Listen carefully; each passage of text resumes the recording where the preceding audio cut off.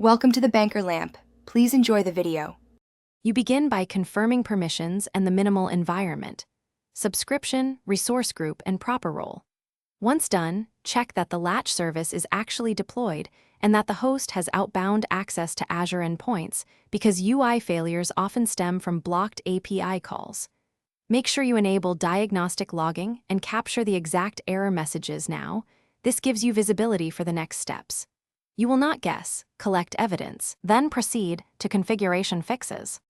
Now you dig into configuration. Open the app config and validate endpoints, client ID, secrets, and redirect URIs so the UI can fetch resources. Mismatches here are common causes. Next, verify the backend service is running, listening on the expected port, and that the SSL certificate is valid. Expired certs break UI loads. Then run direct API calls with curl or postman to reproduce the failure. Once you see specific 4xx or 5xx codes, you can tie them to misconfig or service health. Finally, apply targeted fixes. Update incorrect configs, rotate or re-enter secrets, restart the backend and UI services, and clear caches so stale files don't block rendering. If the UI is served from CDN or blob storage, redeploy the UI assets or container image and ensure content matches the backend contract.